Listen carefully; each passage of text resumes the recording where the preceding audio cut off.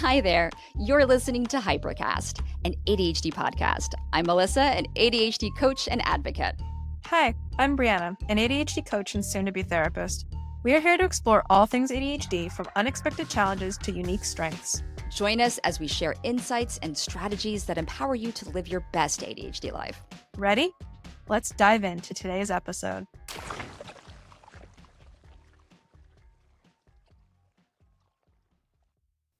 Hi, guys. Welcome back to Hypercast. Wow, that's a lot of enthusiasm for today's episode, which is, Today's episode is on ADHD and grief. it's an important topic to discuss because loss is unavoidable in life. You can't escape it no matter how hard you try. And ADHD impacts every aspect of our lives, including the way that we process loss and grief. And it's not a fun topic to talk about. We will acknowledge that. It's really hard. And if this episode is not for you, we totally understand. We have some more positive, uppity episodes, but we do try and keep things positive here. So we're going to give you some information about grief in general, how ADHD impacts grief, and then talk about some of our personal experiences with it today. Grief comes from loss, and grief is not always just from death. It can come from major life transitions, divorce, the loss of a job. Sometimes you're impacted by something major in your life that shifts your life in a different direction, and that can also cause grief. Yeah, loss is not just death. We should clarify that. And it's also not just divorce. A breakup is a loss. A friendship breakup, which needs to be talked more about, is also a loss. Moving out of your childhood home, changing countries, losing the ability to drive, to speak a language. If you move to a country, for example, like I did, where they use manual cars and don't speak English, I had to learn both of those skills, learn a new language and learn how to drive manual. So I lost independence for a bit, and that was lost, and it was hard. Changes in health too. Oh God, physical health? Yeah. Currently dealing with that situation, and I have to grieve what I could have otherwise done if I was healthy. And something that we need to discuss is receiving that diagnosis is also a loss. It's a form of grief that you have to go through, especially if you're later diagnosed. But if you're diagnosed later in life, then you have this grieving period. And it's not saying that the ADHD wasn't there, right? It's just saying you had imagined a life without it, and now you've received this diagnosis, and you have to come to terms with the fact that your life is going to change. Looking back and actually seeing the points where if you would have received the right accommodation or the right support, those pivotal points where your life could have changed and could have been different, you have to grieve that possible future, what could have been. There are different types of loss, which we've discussed.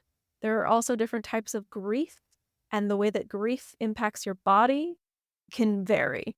Grief can cause trouble focusing, a low attention span. Sound familiar? You can have this constant need to move your body, just this restlessness about you. You can distance yourself from your peers, from your interests. It can cause depressive symptoms or even depression. That distancing of what once brought you joy. It can impact your performance at school or work. You can have brain fog and have difficulty learning new materials. You can have trouble eating, sleeping. It can cause physical symptoms like stomach pain, loss of appetite, exhaustion, sleep disturbances, which are very common for people with ADHD.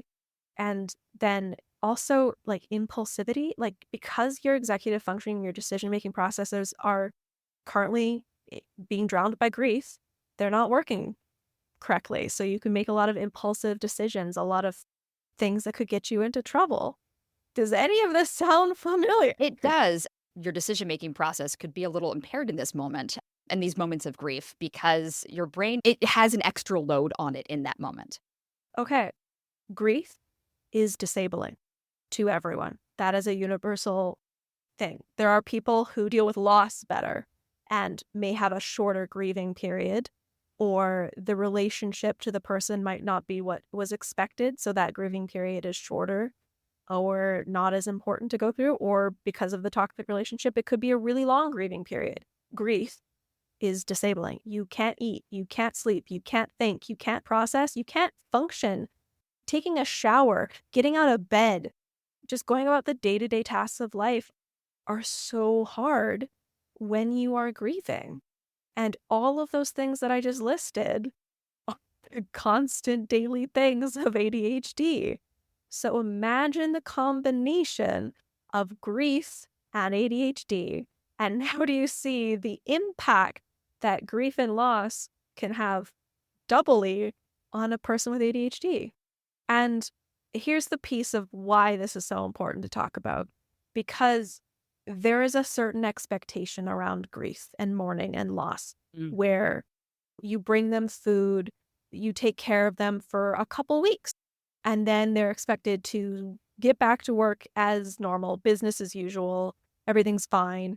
And some people don't snap back. And then there's this social stigma around, oh, it's been a year. Why are you still grieving? Why are you still like this?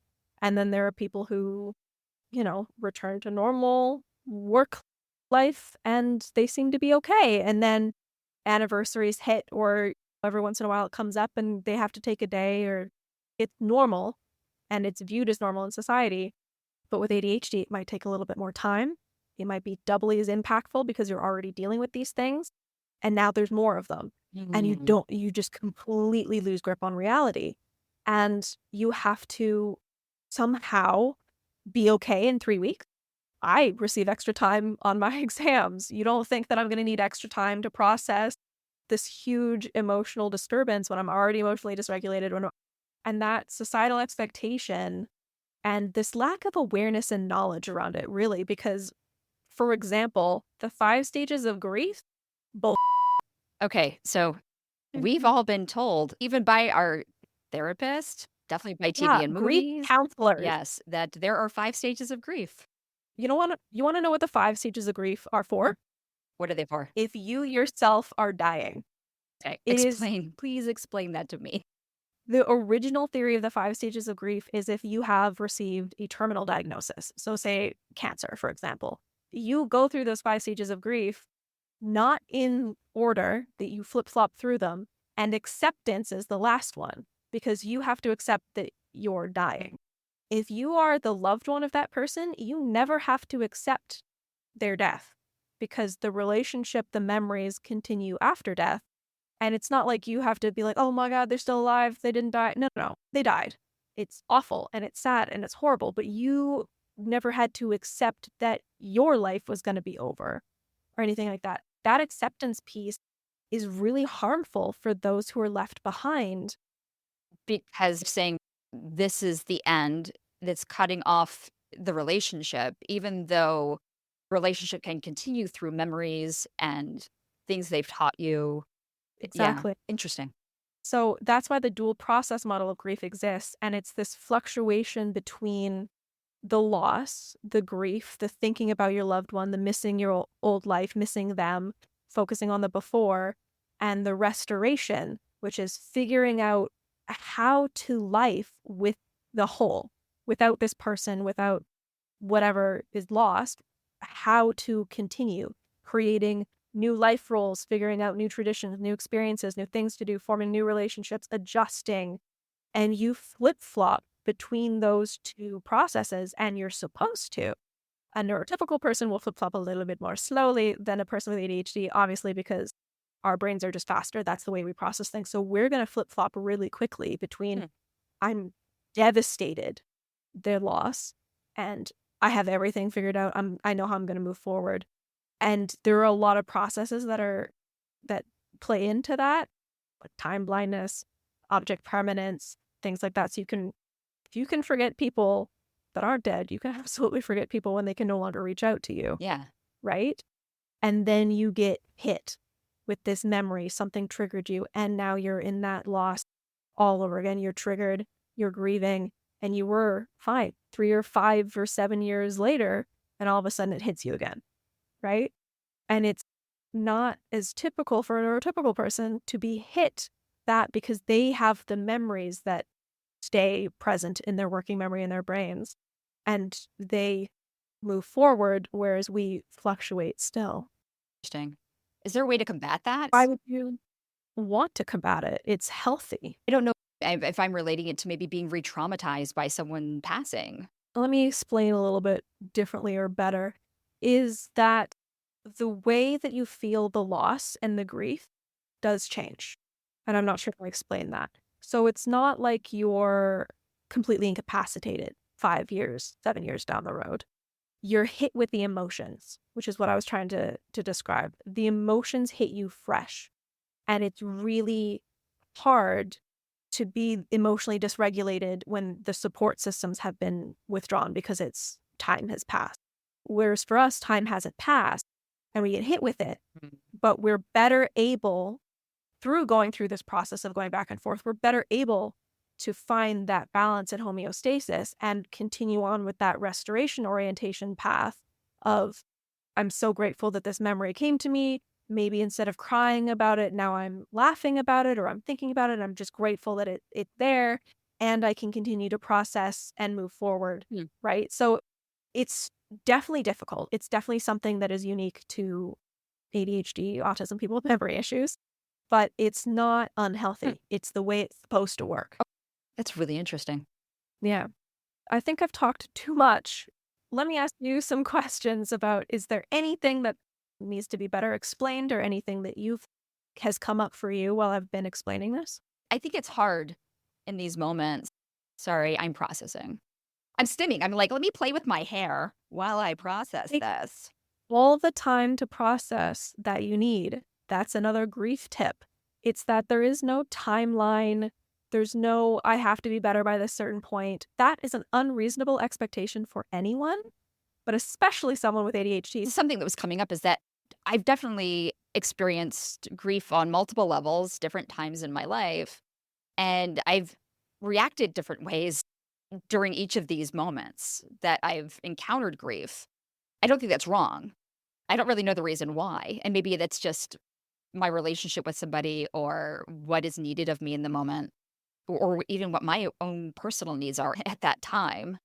But I'm still the same person. It's just I reacted differently at pretty much every instance that I feel like I've experienced grief in my life. Different loss causes different reactions, and that's normal and it's healthy and it's the way it should be. Even if it's the same loss, say two people died, those are two different people. Even if they both died of colon cancer, those are still two different people that you had two different relationships with. And the way that you will grieve that loss differs based on your attachment to that person, your relationship to the person, how important they were in your life. If you had a healthy relationship, if you had a toxic relationship, if there is something that is complicating the grief, i.e. a toxic relationship, you have to talk to them in 10 years, that added level of complexity, which adds to the complexity of the grief. I had a dog for 16 years, like the best. Sometimes you'll have a dog that's like the dog, like it changes all things. It's the best dog in the entire world. And I had one of them. He just passed away about a year ago at 16. And I felt so deeply about that, more so than I would about like my grandmother's sister passing away, because that relationship was really close to me. There were so many feels for weeks. Like I would just see something of his and I'd cry, and I'm not a crier. It's especially difficult with disenfranchised grief like that. And what I mean by disenfranchised, I will explain, is there is grief that you are expected to grieve. So the loss of a husband is somehow more socially acceptable to grieve than the loss of a friend. The loss of a parent or a child is more socially acceptable than the loss of a distant aunt or a distant uncle, right? And partially it's due to the closeness of the relationship, and that's just, you're expected to experience more grief as a result. But also there's more supports around it. For example, the loss of a child versus a miscarriage. There is support for the loss of a child. Oh, I can't imagine losing a child. That must be the hardest thing a mother will ever experience. And it is horrible, gut-wrenching, the worst thing you can experience. And there's support for it.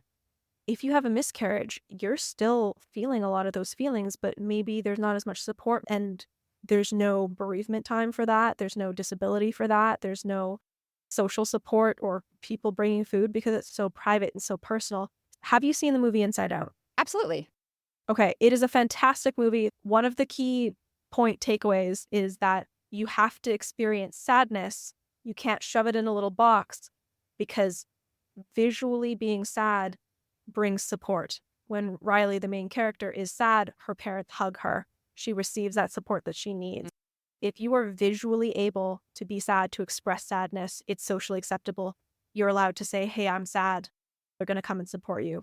And if you're not allowed to say, hey, I'm sad about this, or if someone dismisses it like, oh, it's just a dog, or oh, it wasn't a real baby yet, Yeah. now your grief has been tarnished. Now you're not receiving that support. How do you react to that? Yeah. I think this is also making me think about how we grieve, that we all may grieve in different ways, or like you were saying, according to the relationship, like the feelings may come in different ways. And I don't know that any of it's wrong. I'm not a big crier and I don't sit and sob. At the same time, sometimes I have a hard time understanding when someone like needs to go to a gravesite and sob every year. And I don't personally identify with that. I don't think it's wrong. It's just not how I specifically am comfortable grieving. Yeah. And if it makes you uncomfortable, then if you aren't aware and aren't capable of knowing that about yourself, you might then shame or judge or ostracize that person who feels the need to go and weep over the memory, which if it is impacting your daily living and you can't stop weeping, then that would be a cause for concern. And maybe you haven't moved on to the restoration orientation of the process and you're stuck in the law. That's something that would need to be addressed. But if it's a memorial event or something that isn't impacting your daily life, then absolutely healthy. Do whatever it is that you need to do Yeah. to feel your emotions and to take that space to process that you need. And I know culturally things can be different too. My godmother is Ethiopian and she's like, in Ethiopia, we cry and we scream and we yell and we get the emotions out of our body and we push it out into the world. And I thought it was such a Yeah, beautiful way of her explaining how that culture grieves, because I think it's beautiful to know that people do grieve in different ways. absolutely. Yeah, the wailing women is one of the most amazing things that I've come across as well. Very common in a lot of cultures, indigenous cultures, some African cultures, some South American cultures, where they have a designated wailer, someone who it is their job to cry, to express emotion, to be loud, to be visual, to be seen, grieving, which allows people who might be more uncomfortable sharing that grief. I know there's a lot of machismo. Men Mm. might be uncomfortable crying. If you have a designated person who is taking that attention, who is saying, it is okay to grieve, this is sad, cry, wail, whatever you need to do, it opens the door for other people who might be a little bit more shy, a little bit more reserved to also feel and to have that reflected back to them. And it makes it real. It, like I said with the inside out example, it allows you to process, to receive support, to receive help, to receive the validation that this is sad. I'm allowed to be sad. Just having that is so important. It's really beautiful because it's also showing the importance of the person who has passed and honoring them by this public display. I mean, on the flip side, the Celtic tradition is to have a party, right? To have a wake, to have drinks and party all night long. And it's to honor the memory of them also. So it's not just this, you have to wail, you have to weep, you have to be sad. It could also be expressing joy and expressing, obviously, they still cry there, but to honor that person the way that they lived or through memory, through celebration of life, whatever it is. There's different cultural traditions and things. And if you're culturally displaced, it can be even harder to have that kind of accessibility. Being able to remember someone and all the wonderful things they've brought into your life. If we are remembering the departed and we're discussing their memories, discussing those memories helps cement those memories so that we can remember them in the future. Because you mentioned earlier in the episode that as people with ADHD that we forget, but can taking the time to actually record those memories, to extract them, that help us remember in the future. It's such a great question and such a great point. Yeah, for people with ADHD, the memory piece of it is particularly difficult because one, it's impacted by grief. Like memory formation can be impacted by grief, and then memory recall as well, which is doubly interesting. Yeah, so what you're talking about is memorialists. They're the ones who like keep scrapbooks and photos and memories and things. There's the theory I'm talking about, there's 5 of them. Activist would be one of them. So someone who's Mothers Against Drunk Driving, someone who's trying to make meaning from that. And then seekers are another one. They're like the eat, pray, love kind of people. There's different ways of doing it for sure. But it's interesting your point about the ADHD because, yeah, I think it would help. But also, if that's not your style, then that won't feel natural. So I wouldn't force anyone to keep a scrapbook or to have pictures up if that is triggering something that is preventing you from living, right? If like, especially if it was a toxic relationship or something like Yeah. that, and you don't want those reminders around. But if it was a good relationship and it is something that brings you joy and you're able to process that better through the memories and having those triggers around, so you're not as triggered by accident because you exposed yourself to something and like building a tolerance. I don't know if you necessarily need pictures or to have things around to remember it constantly, but if you have a Word document or a journal, you can even bullet point memories of someone to go back to if you feel like you miss them and would like to remember. You can have a place when they do come up, you can write them down, the sweet things that you'd like to keep with you so you can savor those moments. That's actually something that I have considered a lot in my life. Slightly off topic, but it is a form of loss. So I'll talk about it today. I have family members with dementia who it's a loss because they're not dead yet, but they're losing their memory. And I'm losing the person they were in my life and that connection as they start to no longer fill that role and be further down that dementia journey. And I, with my ADHD, already have really bad memory, but also dementia is genetic. ADHD has a high connection with dementia, comorbidity. I think it's 35%. Don't quote me on that. Like comorbidity. And so with my ADHD, with it in my family history, with that connection, I've had to think a lot about how I'm going to remember as I'm losing. And yeah, pictures, thoughts, journaling, writing down the stories of my family members, writing down my own stories, keeping those pictures and organizing them, which is a struggle for me in my ADHD, so I can look at them without feeling overwhelmed. It's really important. And also, this is another form of disenfranchised grief, I should mention. It's pre-grieving. It's doing a lot of the grief work before the loss, the final loss has occurred, which can help with the restoration orientation process of things. Yeah, it's definitely something I've thought about. Thank you for sharing that. I know that wasn't easy to share. I think it's important because, as we've said at the beginning of the episode, it's not just death that is loss. And talking about those other disenfranchised forms of loss, like being late diagnosed, like miscarriages, like living with someone with dementia, like even the relationship things we mentioned at the top of the show and friendship, it's all important and it all impacts us and it's not given the space it Yeah. deserves.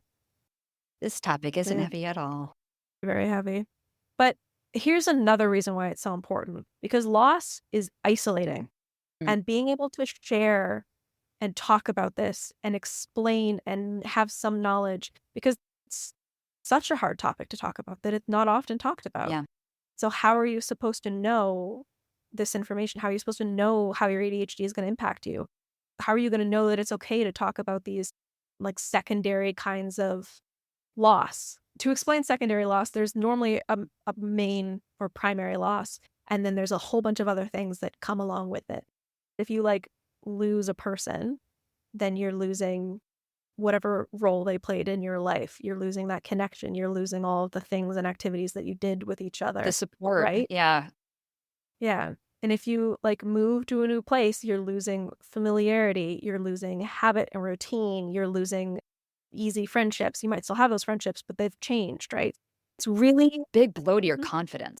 Yeah, especially if you have ADHD and you rely on those structures and those routines, and then all of a sudden everything is shifted and you are struggling. And you're like, why am I struggling? Why is everything harder? I thought I was through this. I thought I'd process this. You don't get through grief, by the way. You live with grief. It just becomes manageable.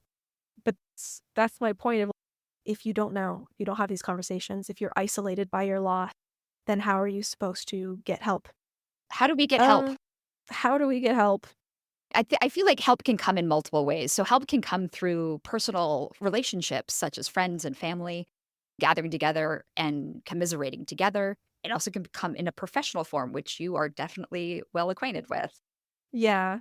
Yeah, there are therapists out there. You obviously want to get one that knows about ADHD and knows that the 5 stages of grief are not for, Not for the living. like, not for the living.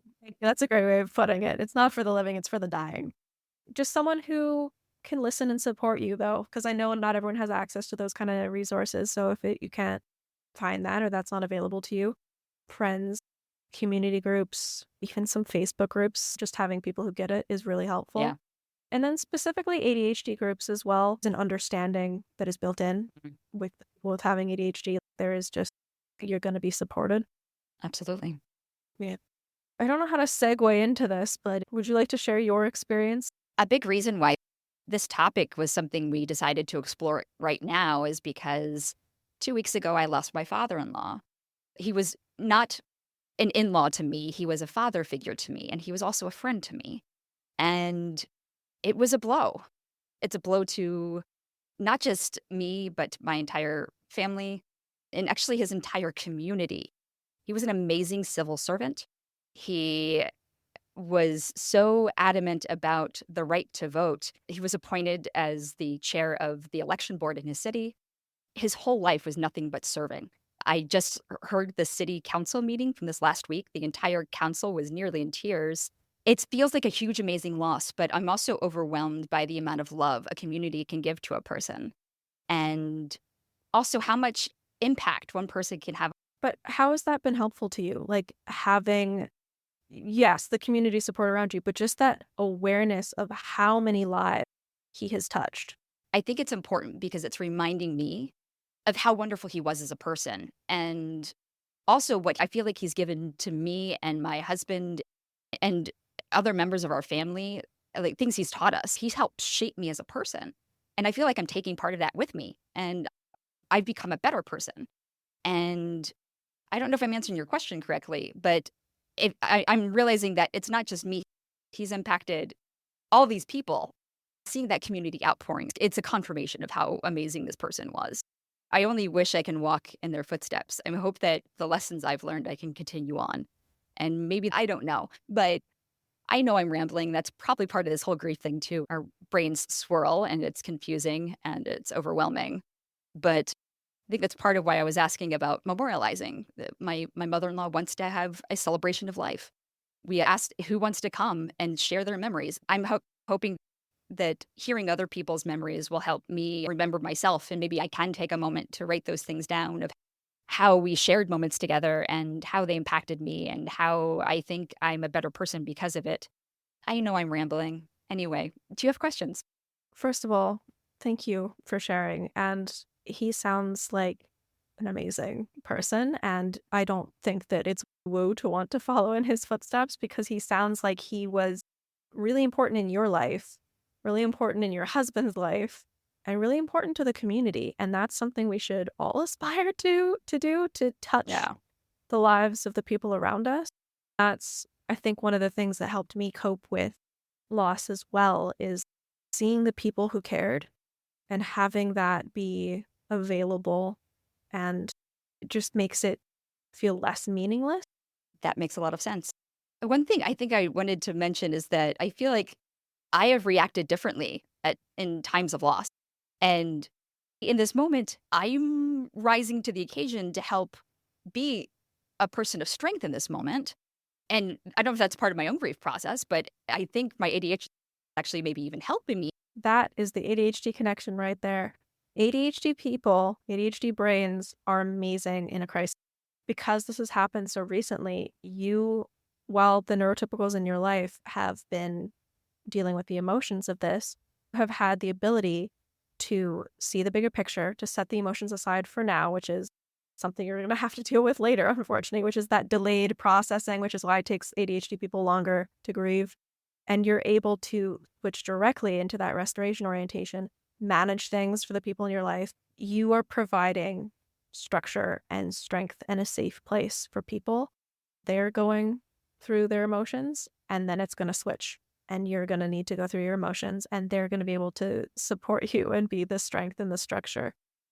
just keeping you alive type of thing. There always has to be one, and it tends to be the neurodivergent people do really well in a crisis.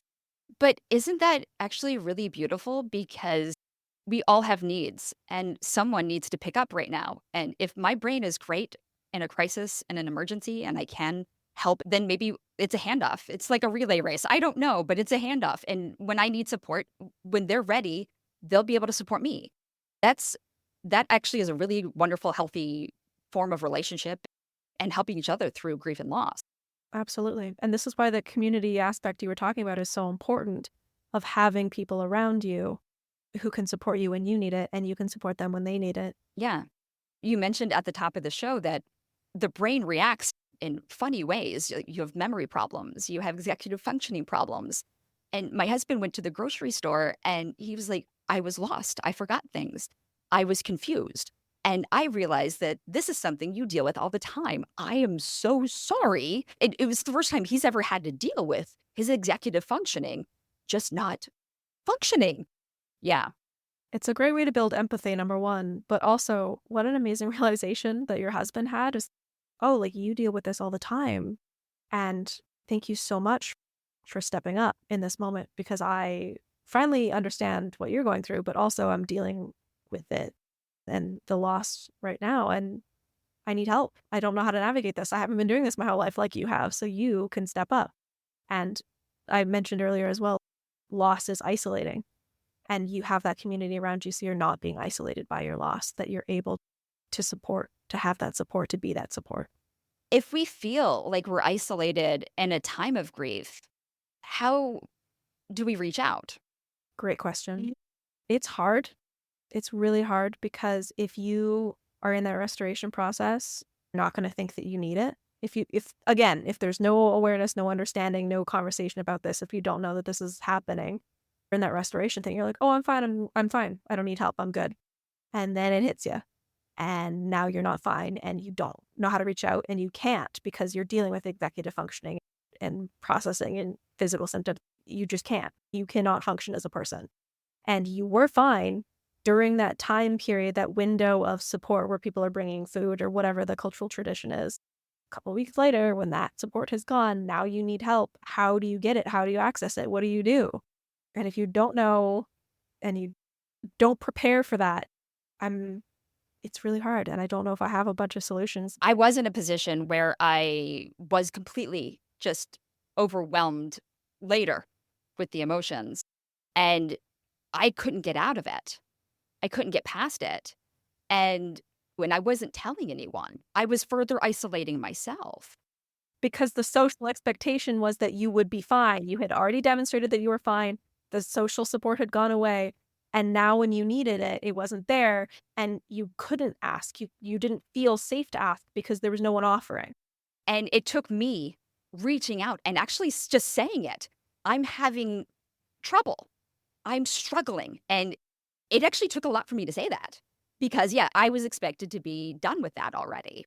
And as soon as I said it, though, I said it to someone who loves me, they said, I'm going to get you connected with someone who can help you and help me get reconnected with the therapist. That was very important. It was something I needed. And even if it was just giving me a phone number, like this is a direction to go. It was like a guiding light, guiding me to a better place. The solution, because when we all know with ADHD, sometimes that's just impossible. It's really hard to make decisions, to navigate things, to make your own appointments, to even know what direction to go in. And grief mimics that, doubles it if you have ADHD. So reaching out and having them find the resources is the solution. It's the only thing you can do because you can't do it yourself. You physically are incapable. Your brain is broken. It is grieving. It is suffering and it needs help. And so if you can reach out to someone and be like, I need help, and then they provide the path, that's what needs to happen. Okay. This was a really enlightening episode. I think it's something, even though it's hard to talk about, it's something we all need to talk about because it's something we all deal with, every single one of us. Absolutely. You cannot avoid loss. It is coming for you in any way, shape, or form. And it's a reality. And it needs to be handled in advance, especially if you have ADHD, because you need to create the structures and the support for our delayed, for our differences, for our whatever is going on. That's why I was so passionate about talking about this topic, because it's already secret. It's already hush in society. ADHD and grief, I've never heard anyone talk about. We're talking about it right now. Yeah. And hopefully this episode helps someone who needs it. And I hope that whatever loss anyone has gone through, you're to be okay. That's what I can tell you. And if you're struggling and you don't know which direction to go, take a deep breath and ask someone you care about to help you. Okay, you can do that. You can ask for help. Okay, Brianna. So we talked about at the top of the show how grief is difficult for everybody. We talked about, what else did we talk? Would you like me to do this? I love the summaries. I'll absolutely. Today's episode about grief and ADHD, we talked about all of grief, what it looks like, and how it is incredibly similar to ADHD symptoms, and then how it doubly impacts people with ADHD. Grief causes trouble focusing, fidgeting, trouble with school or work, learning, trouble eating, sleeping, physical symptoms, things like that. But then with the ADHD component, you got the unpredictable emotions because of the emotion dysregulation, misdirected hyperfocus, where you're focusing on something that might not be appropriate at the moment, or you're trying to distract yourself or something like that. It can become quite intense. And then being isolated by loss, which is hard for everyone. But if you really need that support and it delayed or not socially acceptable, how important that is to have. And then we also talked a little bit about our personal experiences with grief and with loss, and how we felt supported through that, how we navigated that, and some interesting insights that came as a result. Thanks. Hopefully through this very important but very heavy episode, we have shone a light on this important topic and maybe helped someone out there learn a little bit more and be a little bit more supported as they're going through this journey. Yeah. So thank you so much for joining us. If you've gotten this far, I know it may have been a difficult episode to get through, but reach out for help. It's okay. And you'll be surprised who's willing to help. Yeah. Dealing with loss and grief can be quite difficult. So if you do need help, we do have resources in the show notes. CHAD is an organization that specifically works with people with ADHD, and they have resources at the bottom of the link that I've shared. Bereavement, grief and loss, counseling support group, mostly based in the USA. We are both ADHD coaches. In this instance, you might need something that is beyond a coach. So definitely seeking the help of a therapist if that's something that you need. If you need immediate support, please call emergency services in your country. I know the numbers are different in different countries. In the United States, that would be 911. In the US and Canada, that's 911. From the UK, that's 999. In Italy, it's 118. It's different in different countries. Please reach out. Please seek support. You do not have to do this alone. As we said throughout the show, grief is isolating. Community is important. Reach out if you need help. Thank you for joining us. We really appreciate you sticking it out through this episode. It was a really tough topic today. Bye. Thanks for joining us on this episode of Hypercast. If you've enjoyed today's episode and want to stay connected, be sure to rate and subscribe. And check out the show notes for links to our social media and websites. Whether you're seeking practical tips, heartfelt stories, or just a sense of community, Hypercast is here for you. Remember, you're not alone in your ADHD journey. Together, we can navigate the highs and lows with courage and compassion. So until next time, take care, stay curious, and keep embracing your unique neurodiversity. Catch you on the next episode of Hypercast.